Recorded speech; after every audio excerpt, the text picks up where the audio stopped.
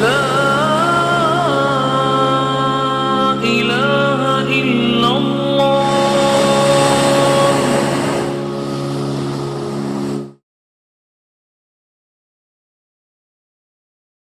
For those of you who don't know, the university offers affordable courses at affordable prices, because currently in the country the average bachelor degree program from your universities is around $5,000. Study with us, and the Islamic Online University is accredited, will only cost you $500. You can get an accredited degree for $500, less than what you will pay for one semester in your local universities. And inshallah, we are in the process, although we are already accredited, we're in the process of seeking accreditation here in Uganda also, to make things easier for the students of Uganda. And the goal of the university is spreading the knowledge, as we were commanded to convey. That's what it is about. It is not about accumulating the dunya and wealth. So alhamdulillah, we now have over 250,000 students studying in the Islamic Online University from 228 different countries in the world. And I know some of you are thinking, well, if he's got 250,000 students and each student, the degree is costing $500, he must be a billionaire. You know, it's just Bill Gates sitting here in front of you. No, that's not the case. Actually, of the 250,000 students, only 6,000 of them pay fees. 244,000 study free. So it's not about making money. It's about uplifting the Ummah. The motto of the Islamic Online University is changing the nation through education. That's what it is about. So we are here, we are in the process of offering to the people of Uganda 1,000 scholarships. 1,000 scholarships. We are in the process of negotiating that for the people of Uganda. As a beginning, 1,000 scholarships. But this 1,000 scholarships is only for those who are too poor to pay our very affordable fees. These are people who cannot afford to pay $500 over 4 years. So if you can't afford that, if you're that poor, we have a scholarship for you. And we want to make sure that these are the people who receive it. Because I know everybody say, let's get this. Everybody's eager, they'd like to get it. But if you can't afford it, leave it for those who can't. That is the gift that my university, myself, wants to give to the people of Uganda, inshallah. And you can study with the Islamic Online University while studying in your other courses. You know, we have Sharia as the base course, but we also offer bachelors in education, in Islamic banking and finance, very important. In psychology, we don't have any Muslim psychologists. In information technology, business administration, in Arabic, teaching Arabic as a foreign language. So all of that we offer. Though we're called Islamic Online University, we're not just only teaching Sharia. Most of our courses are beyond the quote-unquote Sharia heading. However, everything that we teach is according to Islamic understanding. So when the students study education, they study it from Islamic perspective. Study what the West has, what the conventional universities teach, but on top of that we add Sharia knowledge so that we understand what is correct, what is incorrect, what is beneficial to our community, what is not beneficial to our community. MashaAllah. Your name and profession? Assalamu alaikum wa rahmatullahi wa barakatuh. My name is Lubobi Abdurrahman from Makerere University, pursuing a bachelor's in agribusiness management. Doctor, nice to meet you. I read your book some time back and I liked the literature. May Allah reward you for that. My question centers on youths. What do you think is the most challenging issue of an African youth as far as creating a balance between seeking our portion in this dunya and the hereafter is concerned, and how can it be solved? I think you've asked the topic of a lecture. We only have a few minutes, so it's good to keep the questions very precise, for the moment, what we can handle here. In my talk, which is coming up at the Africana Hotel, I will be talking about similar topics. The main heading is changing the nation through education. That this is the biggest challenge facing our youth today. Because if you look at the percentage of Muslims in this country, of the society, of course I know different figures that are given by the government, CIA gives another set of figures, Muslim community has made other calculations, whatever, whether we're 20% or 30%, regardless, if you go into the universities of the country, I'm sure you will find us to be less than 1%.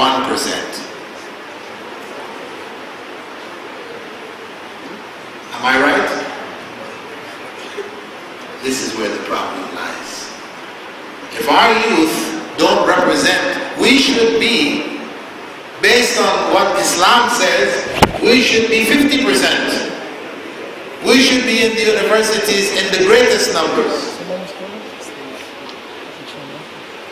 But we're not. We're known in the country as traders and everything else. We're not educators. We're not playing our role in the society. We are sidelined. And as sidelined youth, then the dunya will have the greatest call.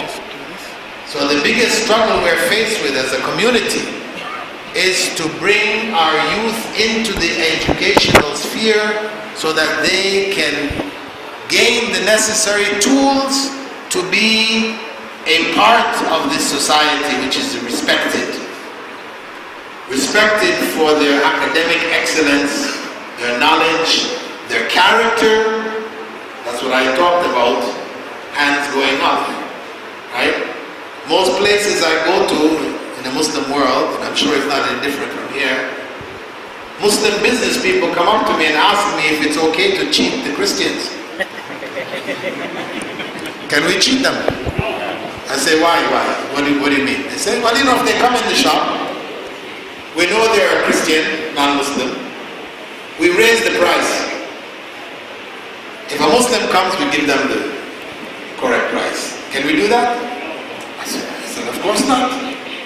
A'udhu billah. Why would you want to do that? They say, well, they're kuffar. They're going to hell anyway. Better we take the money and we can give zakah and, do other things. No. This is not the way Islam is. What is wrong for everybody. We don't have a right for the Muslims and a wrong for the non-Muslims. No. What is wrong is wrong. So we need to know our deen when we need to live our deen. So education to me is the most critical challenge that the Ummah is faced. Because it's the same thing. I visited Tanzania, where the numbers are far greater. But they confirm less than 1% of the students in the University of Dar es Salaam, this is the government university, biggest university in the country, less than 1% are Muslims. And it just repeats itself country after country. So this is, in my view, the biggest challenge that we're faced with. Education. Education in the deen, education in the dunya. Barakallahu fikum. The sisters can send through the questions on paper if you have any, so we can balance. Any questions from the sisters? They didn't bring any paper. Any questions from the sisters? Can you pass the papers so we can have 3 or 2 questions from the sisters? As we wait for the questions from the sisters, 1 question from you, brother. And we will have about 5 more questions. And call it a day, inshallah. Assalamu alaikum wa rahmatullahi wa barakatuhu. My name is Muhammad Awad Isa. I am a Nigerian and I'm pursuing my master's degree at the Uganda Technology and Management University here, inshallah. I'm reading computer security. My question to the Sheikh, please, is the university running a kind of PhD programs in the IT related field? Inshallah. Assalamu alaikum. Okay, with regards to our programs, right now, I mentioned the bachelor programs. We have started a master's in Sharia. We have a master's.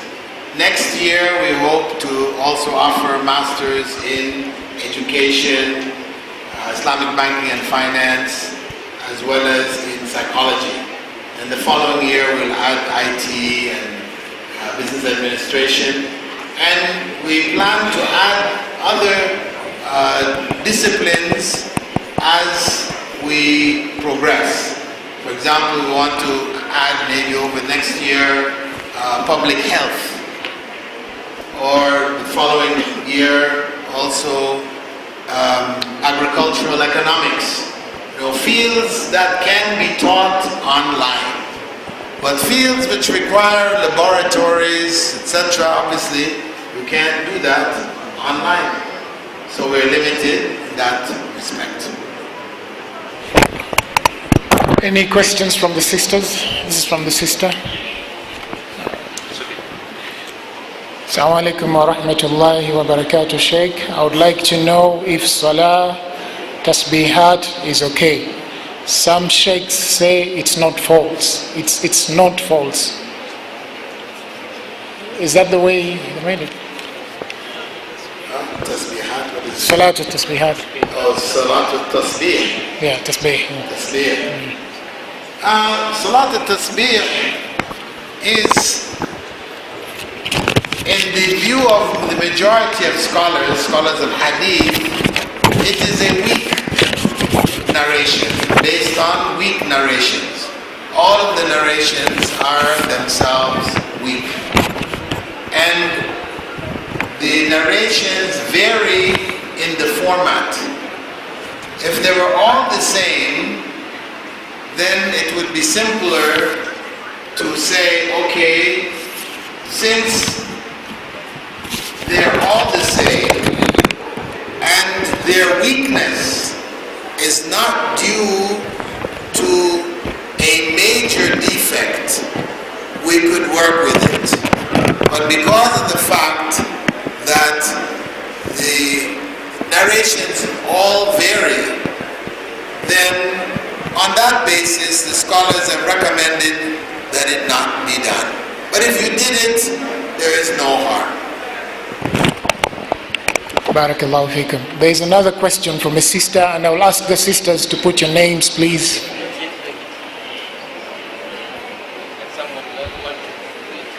I just said it's better not done. Leave it.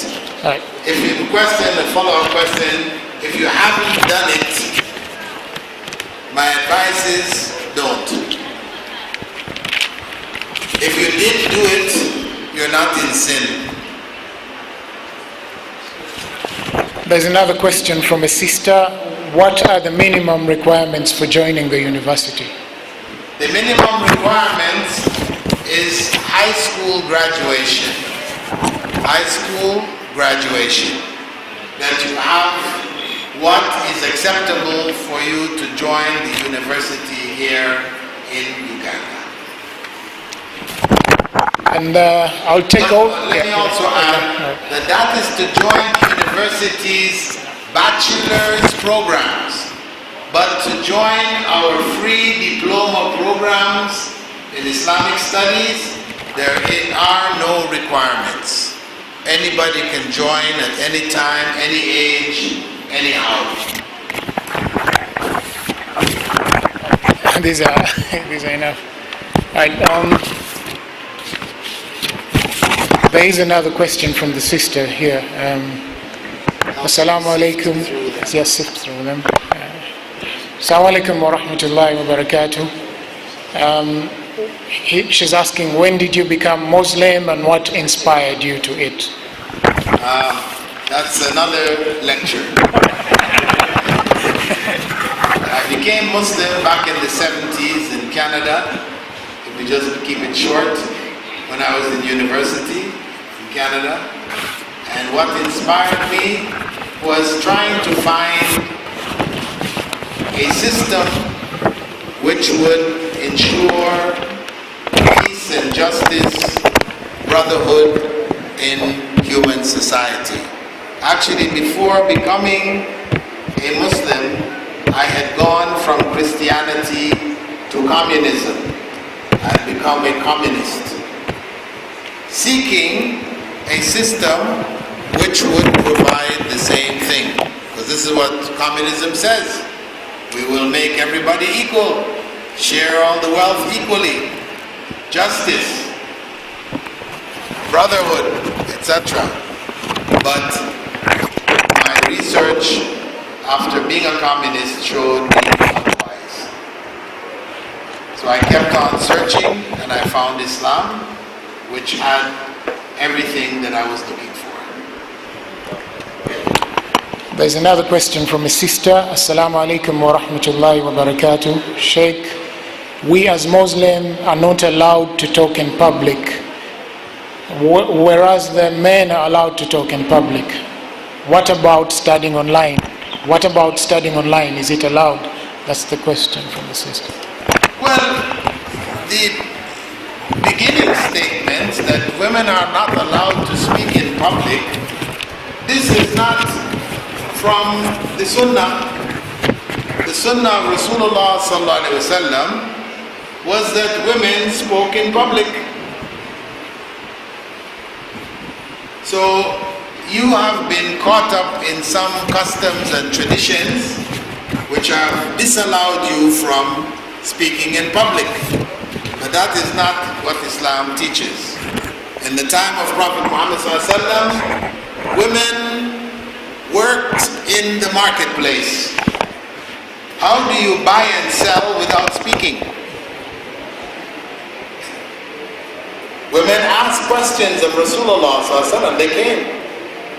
Prophet Muhammad sallallahu alaihi wasallam had special classes for them in which they all spoke. Aisha radiallahu anha taught the deen. Maybe a quarter of the Sharia was taught by her.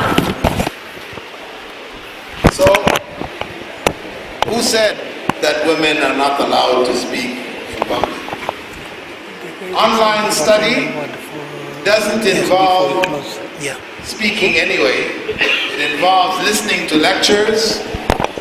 If you want to ask questions, you can type in questions, or you could speak the questions. So even if you are convinced that you shouldn't speak, then you can still study online with Islamic Online University and don't speak. If that's what you feel comfortable with, it's there for you too. Inshallah, we are keeping all these questions for tomorrow's talk. Try and be there. Because of time constraints, we have a tight schedule. I'm going to allow only 2 questions from the brothers. And if you have any questions, you can come along tomorrow and we'll address them, inshallah. Come along. The other brother who has a question, just come up now. The other one, if anyone has a question, the other one, please. Second question. And there's a brother who was asking about payments. Please come closer and speak to him. Brother Tindat, where is the brother who was asking about questions, payments? Okay, let's go on to the other questions. All right, okay. We'll take 3. Okay, you're going to ask 1, 2. Okay, so we'll take 4 quick questions. Assalamu alaikum wa rahmatullahi wa barakatuh. My name is Mugenyi Issa. I'm a businessman selling mobile phones and accessories. Sheikh, my question is, in our family, every year we remember the day our father passed away. We organize every year on 6th. If it's not a Sunday, any day close to that, we have a dua for our late father and other relatives. But some scholars are saying this is not accepted in Islam. Sheikh, I would like to enlighten me on that. This matter is a matter of ibadah. This is an act of worship. Worshipping Allah.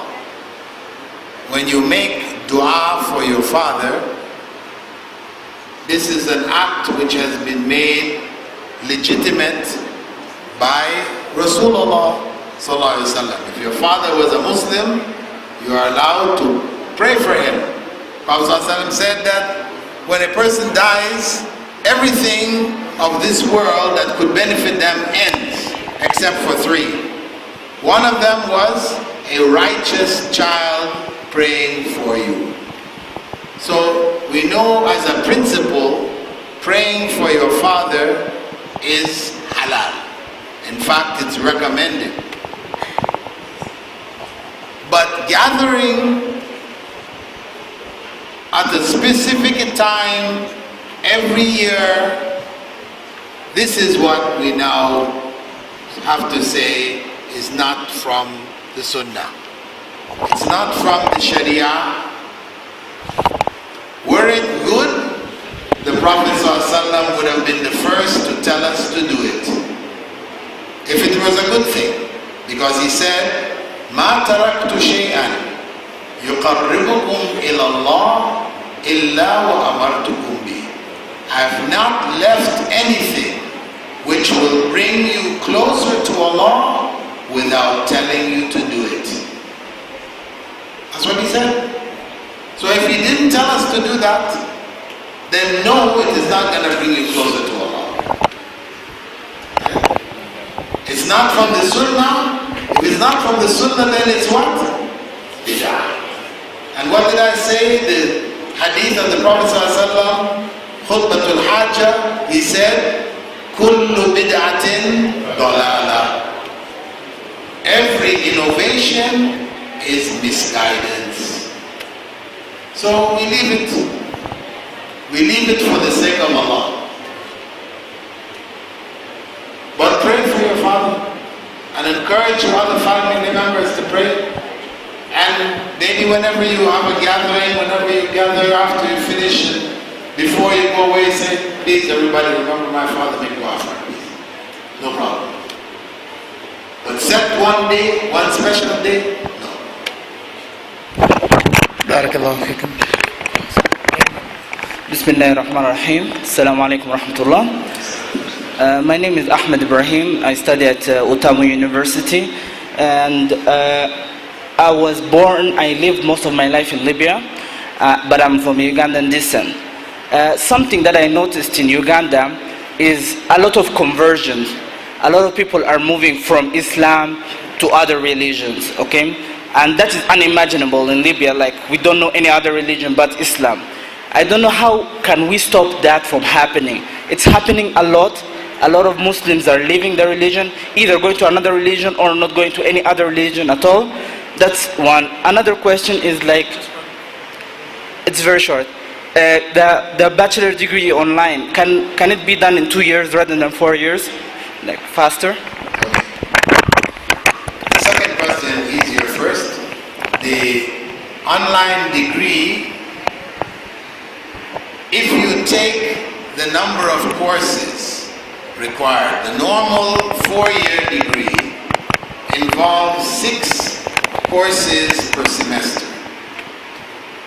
So if you take 9 courses per semester instead of 6, you can finish it in 3 years.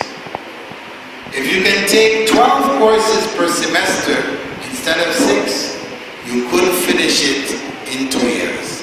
But believe me, nobody has managed to do it. Because it is not a joke. You know, you might think it's cheap. Cheap means easy, you know. You just pay some money, you get your degree. No. In spite of the fact that it is so affordable, it is full-scale study. It is serious study. It's university-level study. Top quality university-level study. So, as I said, theoretically, yes. Practically, it's not going to happen. It's been running for, since 2010, we started our bachelor's program. We're now 2015. And I will say that there are some who tried, but nobody has succeeded in doing 12 courses per semester. Isn't there a question attached to that about the conversions? Oh, the other question about the conversions. The conversion is taking place as a result of ignorance. Because no one who has understood Qul Huwallahu Ahad could possibly become a Christian unless you've been bought. Somebody promised you a green card. You know, there's a lot of those. So people will say, okay, for the green card, I'm Christian. As soon as they get to America, they find the Muslim community, ma'asalama. So you have that kind of thing, right? But to say, I'm going to believe that God gave birth to a son who was himself and who worshipped himself and was killed by men and now sits on the right-hand side of God, that's madness. So that person became mad. Okay, we can understand. Go for it. One more question. The last one. Assalamu alaikum wa rahmatullah. My name is Ibrahim Said, a student from Sikkim Manipal University. I wanted to ask Dr. Bilal, as in, why is it that many of the scholars, they don't speak about jihad? As in, when they speak of jihad, they normally terminate them, they kill them, or they take them in the prison. Because as you can see right now, as in, most of the Muslims are dying, and we're facing this problem right now in the whole of the world, as in Syria, everywhere. When they tell them talk about the jihad or anything, they're always scared of speaking this. And when they speak of this, they always terminate them, kill them. Why is it always like that? I think that this is not the proper forum for that question, okay. I think. It's all right. Yeah. The point is, Prophet Muhammad ﷺ didn't speak about jihad in Mecca. When Muslims were oppressed, they couldn't hardly survive, they were persecuted, etc. Even though Umar ibn al-Khattab, Ali, what's his name, Hamza ibn Abi Talib, these were powerful warriors who wanted to fight. Prophet said no. Told him no. When Islam was established in Medina, then the laws of jihad and everything came. Because now Muslims were in a position to repel the evil that was coming, to establish and protect the Muslim community, etc. So they were called upon to fight them. So it's not a question that we don't want to speak about jihad now. We're afraid of speaking about jihad. I mean, to some degree, you know, if you do mention the name jihad, you know, all of a sudden, all the light, the eyes are on you, all this is on you. So there is that element anyway. But the question is this the time to talk about jihad? Now, if I were in Syria,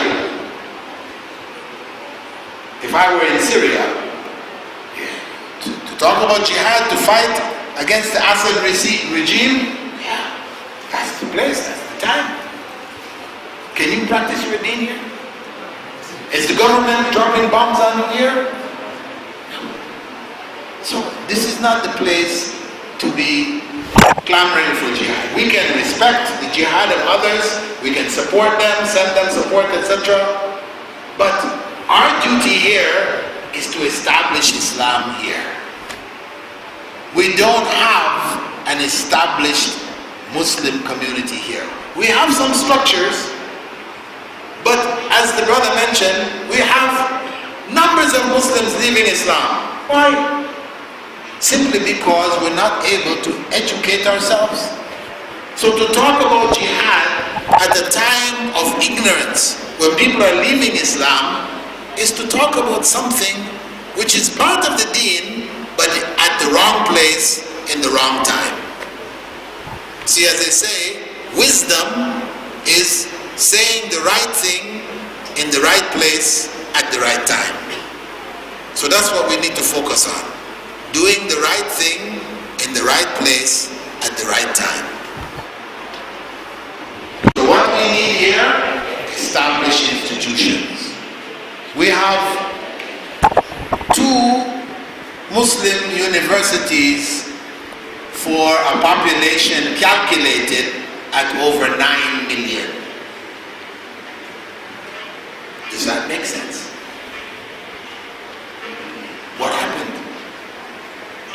We're supposed to be 9 million and we have 2 Muslim universities. One university has 85 students. So yeah, it's a university, but the other one, IU, that's it. Is that enough for the Muslim Ummah of Uganda? No. We have failed. We have failed. We have failed generations of young people, not providing education for them. So running off to go to Syria when we haven't taken care of here is running away from the real jihad. The real jihad is here. That's the real jihad for the people from here, is here. Not to pick up guns and make a little group, guerrilla, Che Guevara, Mao Zedong, Castro, grab them. The leadership. Prophet Muhammad ﷺ could have done that in Mecca, but he didn't. He could have told Ali, Hamza ibn Abi Talib, Umar ibn al-Khattab, make a small group, we'll catch the leaders of Quraysh when they meet, kill them all, and declare me to be the Khalifa, or not Khalifa, but the Prophet, ruler of Mecca. But he didn't do it.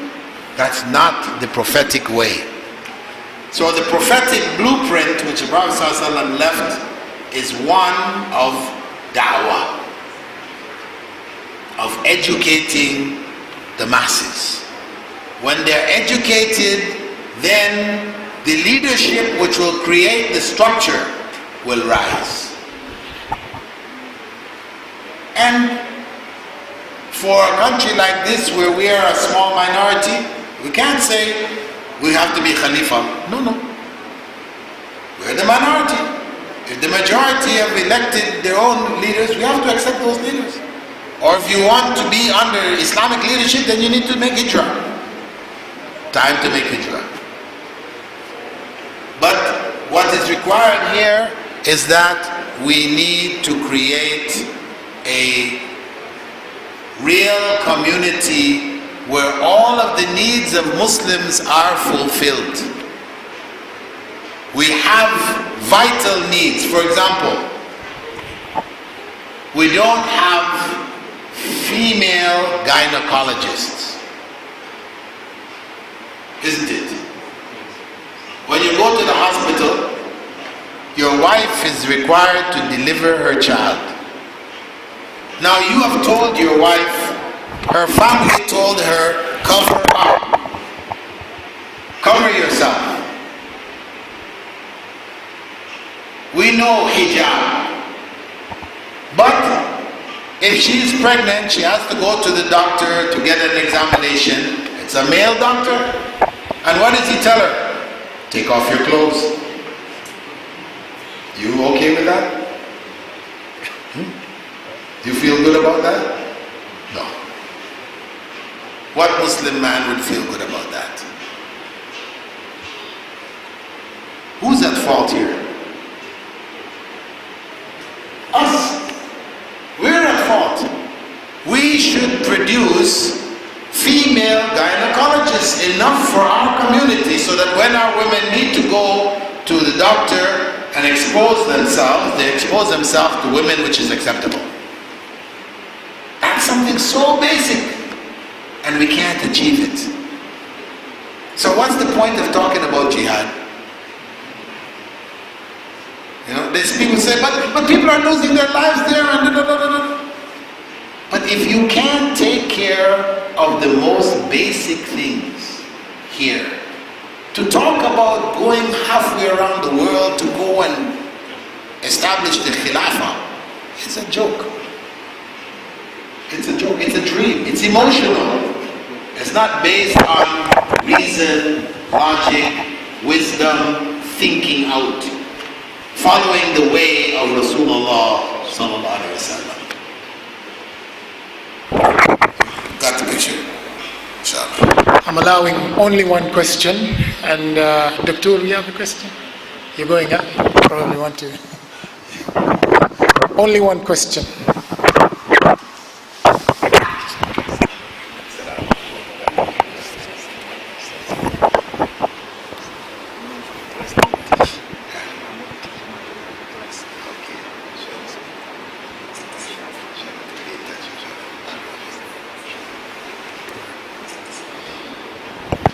One question, your name and profession. Alhamdulillah wa sallallahu ala nabiyhi wa mustafahu wa ba'd. Assalamu alaikum wa rahmatullahi wa barakatuh. My name is Abdullah ibn Abbas Manafa al-Hafiz.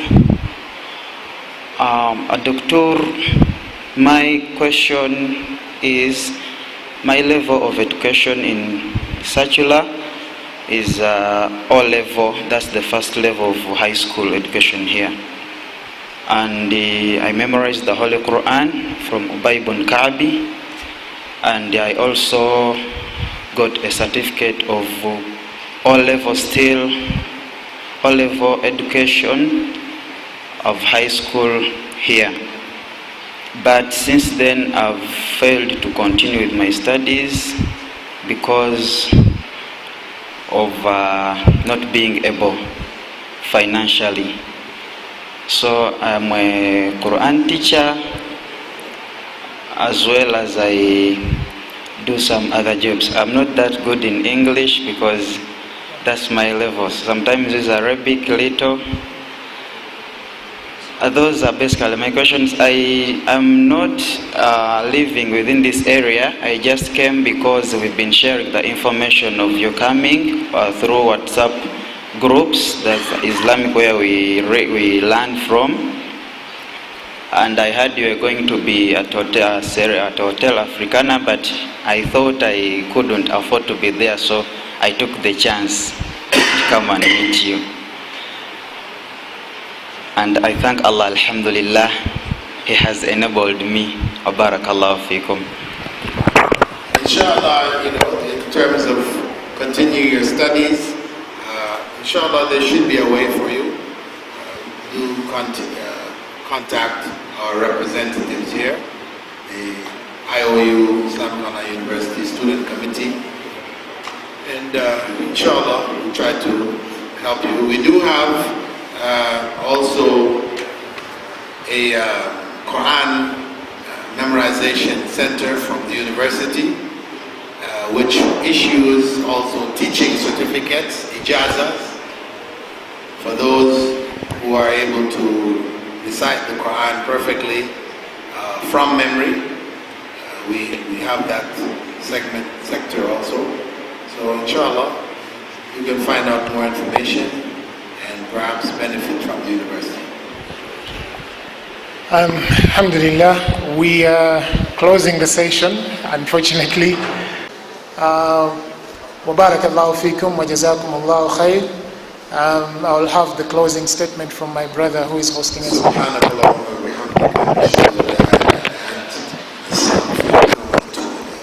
Knowledge and obligation made easy. Thought about studying for a long time? Tuition fees keeping you from actually starting? Islamic Online University has led a revolution in online learning. The world's first tuition-free degree, BA in Islamic Studies. Access the knowledge, any place, anytime, anywhere. It just doesn't get any easier than that. Classes, texts, assignments, completely online. Set your own schedule for the semester. No overseas travel required for the exams. Subjects taught by qualified English-speaking scholars. Weekly live sessions and virtual classrooms. With curricula based on those in Al Medina University in Saudi Arabia, Al Azhar University in Cairo, and other reputable institutions around the world. Why wait any longer? You pay just a symbolic registration fee and are ready to begin the adventure of higher education. The most diverse student body of any university in the world. 130,000 plus registered students from 217 countries. Log in to the website for more details. www.islamiconlineuniversity.com